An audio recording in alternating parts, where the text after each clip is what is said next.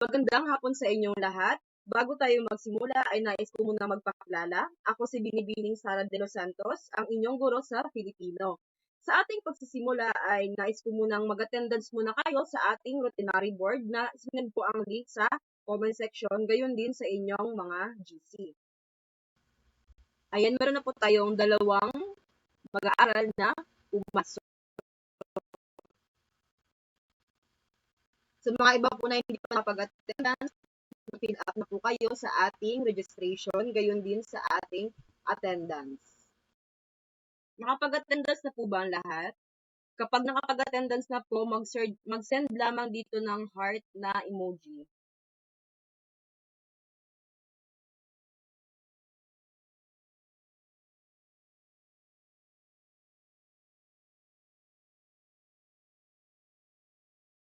Ngayon ay isang pampasignang gawain. Ngayon ay gisingin naman natin ang inyong natutulog na diwa. Handa na ba kayo? Opo. Gawain natin ay pinamagatang camera on, camera off. Babasahin ko ang pangungusap o mga tanong at kayo naman ang sasagot. Kung ang sagot ay pagtutulad, kayo ay magbubukas ng inyong camera. Kapag ang sagot naman ay pagwawangis, kayo ay magpapatay ng inyong camera. At kapag personification naman, kayo ay magsisend o magre-raise ng kamay. At kapag pagmamalabis naman ang sagot, kayo ay magsisend ng emoji na wave. Now, ay para sa unang pangungusap, narito ang pangungusap, babasahin ko. Ang kanyang tinig ay tulad ng musika sa aking pandinig, nagbibigay ng kapayapaan. Uulitin ko, ang kanyang tinig ay tulad ng musika sa aking pandinig, nagbibigay ng kapayapaan. Ito ba ay pagtutulad? O ito ba ay pagwawangis? Ito ba ay personifikasyon o pagmamalabis? Tingnan natin kung tama ang sagot ni Morris at Clarence. Ang sagot nila ay pagtutulad dahil sila ay nagbukas ng camera. Tingnan natin kung tama. Kung tama ang sagot ninyo, ay lalabas ang confetti at kapag mali naman, ay lalabas ang bomba. Tingnan natin kung tama ang inyong sagot, ha? Tama, mahusay. Ang sagot sa unang pangungusap ay pagtutulad dahil ito ay gumamit ng salitang tulad. Para naman sa pangalawang pangungusap, narito ang pangalawang pangungusap, siya ang ilaw ng aming tahanan, gabay sa bawat hakbang. Mayroong isang nagtataas ng kamay at halos lahat naman ay naka-off ang camera. Tingnan natin kung tama ang inyong sagot. Ang sagot ay, tingnan natin kung tama ba ang pagwawangis. Tama. Ang sagot sa ikalawang pangungusap ay pagwawangis dahil ito ay direktang paghahambing sa ibang bagay o ng dalawang bagay. Para naman sa ikatlong pangungusap, basahin mo ito, Morris. Halos matiyak ang aking puso sa sobrang tuwa nang makita ko siya muli. Ang inyong sagot, 1, 2, 3.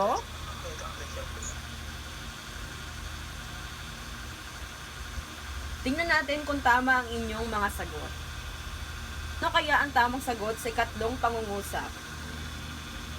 Ayan, may nag-send ng mga wave. Tingnan natin kung tama ang sagot ng wave. Ito ba ay pagmamalabis? Tama, ang sagot sa ikatlong pangungusap ay pagmamalabis. Para sa ikaapat na pangungusap, basahin mo ito, Clarence. Sumasayaw ang mga tao sa ritmo ng malamig na simoy ng hangin. Ano kaya ang sagot sa ikaapat na pangungusap? Mayroong nagsisend ng wave at meron namang tumataas ng kamay. Tingnan natin kung tama ang inyong sagot. Ito ba ay personifikasyon? Mahusay. Ang ikaapat na pangungusap, ito ay nagpapahayag ng personifikasyon dahil ang mga dahon ay sumasayaw. Inahalin tulad dito sa isang tao. Ikalimang pangungusap, siya ay kasing bilis ng hangin kung tumakbo. Ano kaya ang sagot sa ikalimang pangungusap? Ito ba ay pagtutulad? Pagwawangis? personifikasyon o pagmamalabis. Mayroong nagtataas ng kamay. Halos lahat kayo ay naka-off ang camera. Tingnan natin kung ano ang sagot. Ito ba ay pagwawangis o personifikasyon? Ang sagot sa ikalimang pangungusap ay hindi pagwawangis. Tingnan natin kung ito ba ay pagtutulad. Ang sagot sa ikalimang pangungusap ay pagtutulad dahil ito ang pangungusap na ito ay gumamit ng salitang kasing.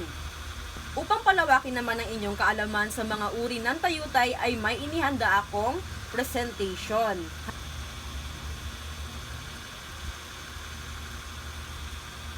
Para sa unang bilang, meron akong inihandang maikling gawain. Kompletuhin ang pangungusap. Narito ang unang pangungusap. Ang lalaking tumatakbo ay blank ng aso. Para sa unang pangungusap, Jonalyn, sagutin mo ito. Ito ba ay kamukha? A. Kamukha? O B. Kasing bilis?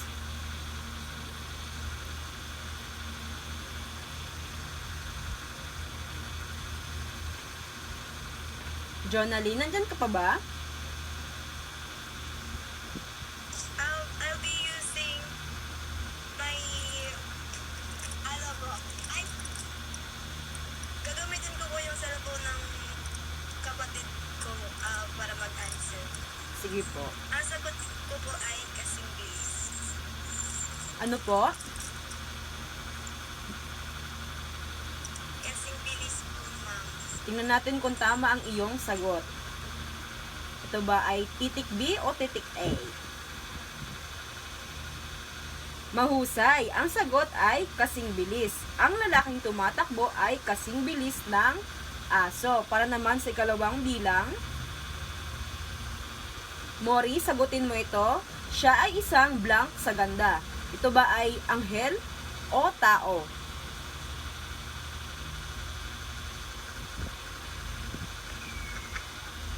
Anghel po. Tingnan natin kung tama ang iyong sagot. Tama. Siya ay isang anghel sa ganda. Para naman sa ikatlong bilang,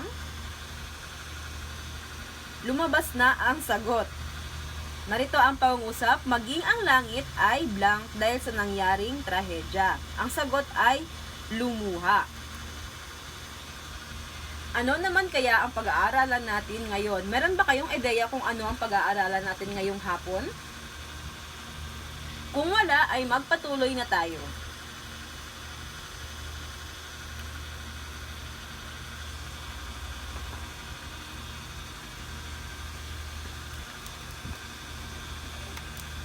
Ang ating pag-aaralan ngayong hapon ay ang mga uri ng tayutay. Pamilyar ba kayo sa mga uri ng tayutay o kung ano ang tayutay?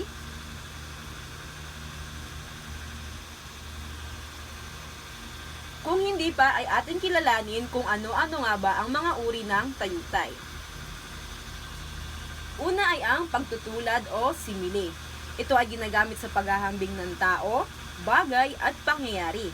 Ginagamitan ito ng mga salitang tulad ng, parang, kawangis ng, kagaya ng, at kasing. Ang halimbawa rito, ang lalaking tumatakbo ay kasing bilis ng aso. Para naman sa ikalawang uri ng tayutay, ito ay ang pagwawangis o metapora, o di kaya ay metaphor sa Ingles. Ito ay naghahambing din tulad ng pagtutulad. Ngunit ang hambingan ay tuwiran o direktang paghahambing at hindi gumagamit ng mga salitang nabanggit sa pagtutulad o simile. Halimbawa rito ay siya ay isang anghel sa ganda. Para naman sa ikatlong uri, ito ay ang personification o pagsasatao or personification sa Ingles. Ito naman ay ang pagbibigay katauhan at pagsasali ng mga katangian ng tao sa mga karaniwang bagay. Halimbawa, maging ang langit ay lumuha sa naganap na trahedya. Para naman sa kaapat na uri, ito ay ang pagmamalabis o hyperbole sa Ingles. Ito naman ay nagpapahayag ng lubha o pagmamalabis ng kalagayan ng tao, bagay o mga pangyayari. Ginagamit ito upang maipakita ang sukdulan ng isang pangyayari. Halimbawa, bumaha ng dolyar sa pag-uwi ni Andres mula sa Amerika. May naunawaan ba kayo kung ano ang 4 na pangunahing uri ng tayutay?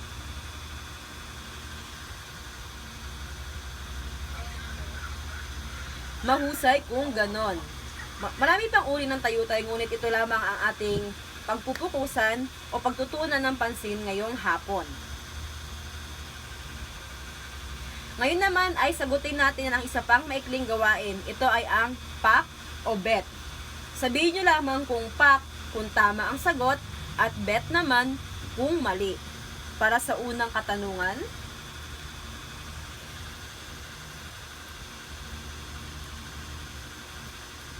ang mga mata mo ay tulad ng mga bituin. Ang salitang masalungguhit ay tulad. Ito nga ba ay pagtutulad o simile? Ito ba ay pak o bet?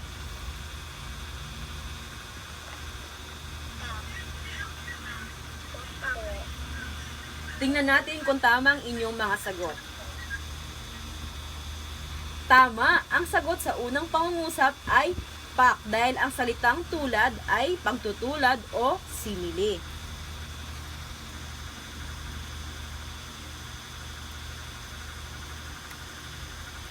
Para naman sa ikalawang bilang, ang aking ina ay tunay na ilaw ng tahanan. Ito ba ay personification o personification? Pak o bet? Bet? Tingnan natin kung tama ang inyong sagot. Mahusay, bet ang sagot dahil ang aking ina ay tunay na ilaw ng tahanan ay isang halimbawa ng pagwawangis o direktang paghahambing.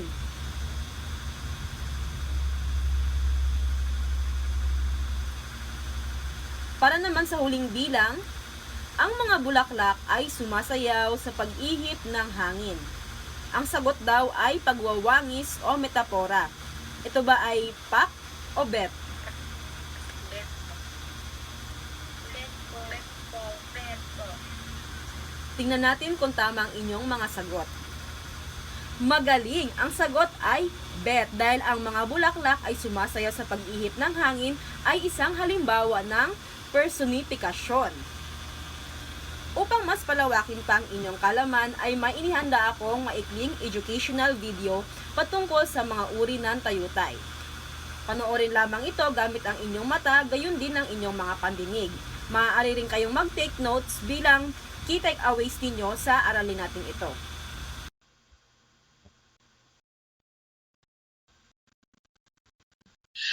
Ano nga ba ang tayutay? Ngunit bago atin alamin, ay narito muna ang mga tiyak na layunin na inyong makakamtan pagkatapos nyo panoorin ang aralin na ito. Una, naibibigay ang kahulugan ng tayutay at ang mga uri nito. Ikalawa, nasusuri ang pagkakaiba ng mga uri at nagagamit ng wasto sa pangungusap. At ang ikatlo, nakabubuo ng sariling halimbawa at mga pangungusap.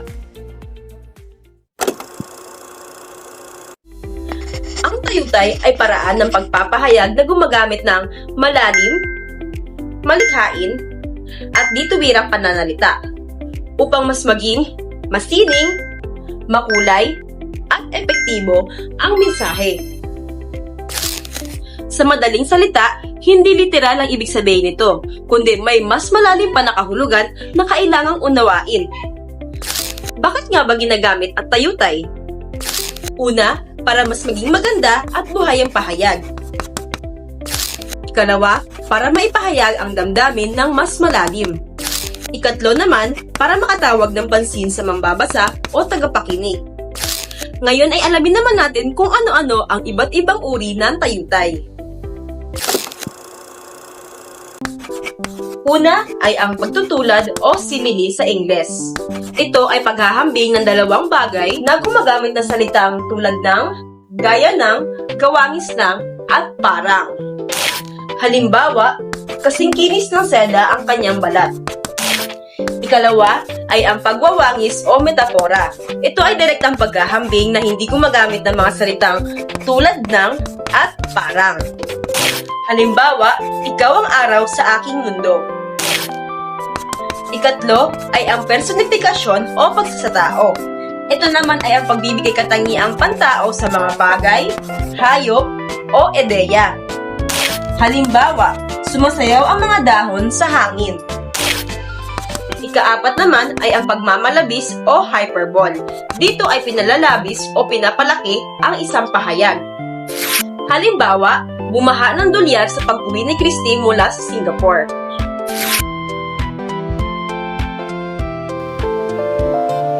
Gaya ng hangin, hindi siya mahawakan. Ay, tanghali na nakailata ka pa. Umangon ka na dyan. Umulan na mamaya na. Siya ang ilaw ng tahanan. Humiti ang araw sa umaga.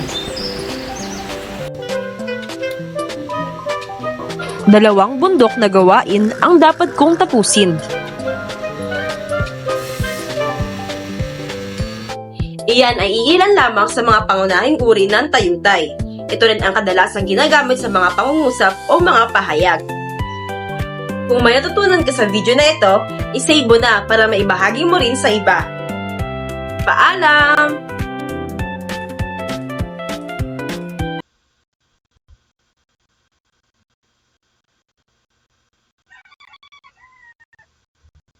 May natutunan ba kayo sa inyong pinanood?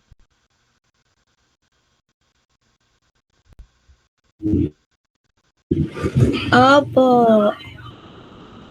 Kung ngayon ay mainihanda akong maikling pagsusulit. Pinutin nyo lamang itong sinend ko na link na may nakalagay na multiple choice. Sa inyong pagsisimula, kailangan nyo ilagay ang inyong buong pangalan. Halimbawa, Sara de los Santos. Sunod ang inyong username. Nakadepende sa inyo kung anong gusto ng username. Pumili rin kayo ng baitang. Kayo ay baitang 8, section Rosal. At pinutin lamang ang simulan ang quiz. Bawat item ay mayroong 30 segundo na nakalaan. Ito ay 10 item quiz lamang. 10 items multiple choice quiz. Maaari na pong magsimula ang mga nakapindot na sa link natin. Sa leaderboard, dito makikita kung sino nga ba yung mga nakasagot na sa ating multiple choice quiz. Maaari na po kayong magsimula.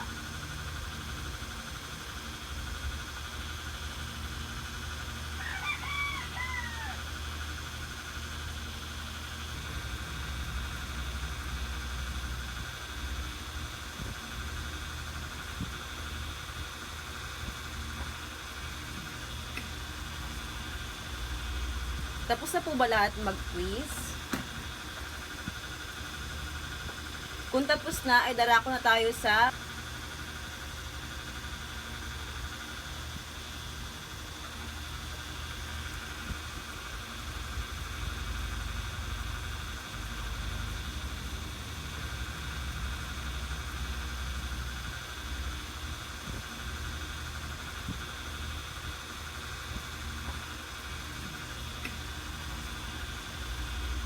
Tapos na po ba lahat mag-quiz?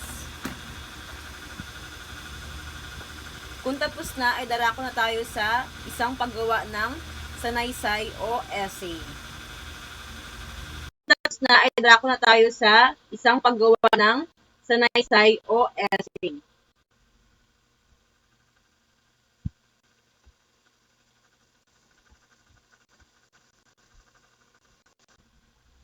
Sa pagsagot naman po ng essay, ito pa, pagsulit uri ng tayutay. Essay type quiz tungkol sa 4 na uri ng tayutay, pagtutulad, pagwawangis, personifikasyon, at pagmamalis. Pinutin nyo lang yung button na magsimula at pumili kayo ng profile icon. Ilagay ang inyong username, halimbawa, buong pangalan, yun din ang inyong baitang, kayo ay ikawalong baitang, section Rosal.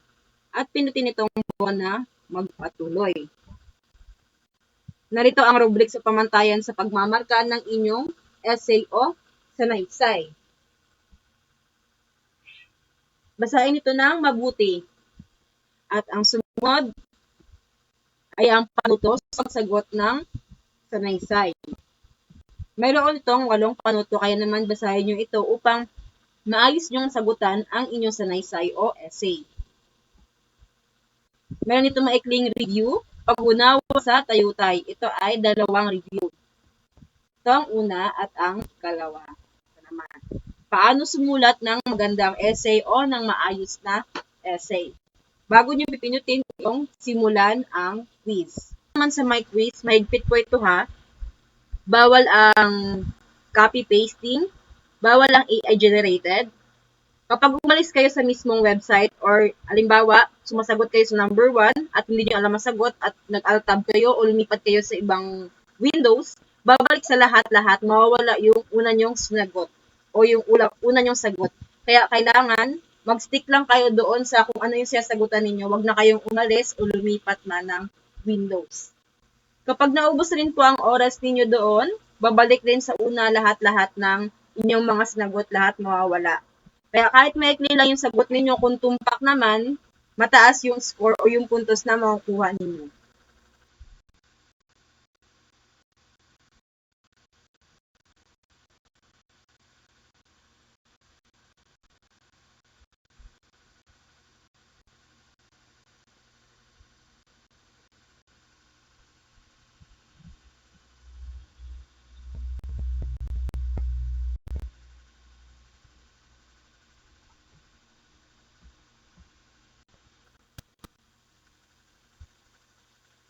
Tapos na po ba lahat? Ayan, kung tapos na, ay nariyan pa ba kayo? Opo, ma'am. Ating pagtatapos ay isulat sa inyong kwaderno ang inyong takdang aralin. Kayo ay gagawa ng 4 na halimbawa. Ito ay tig-isang halimbawa sa 4 na uri ng tayutay. Nawaan po ba ninyo? Opo, ma'am. Opo, ma'am. Wala. Umalis sa ating Google Meet. Maraming Opo, salamat sa ma'am. inyong oras at sana ay may natutunan kayo ngayong hapon.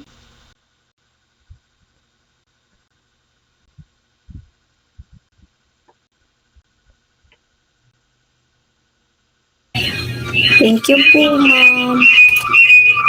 Bye, ma'am. Thank you rin po.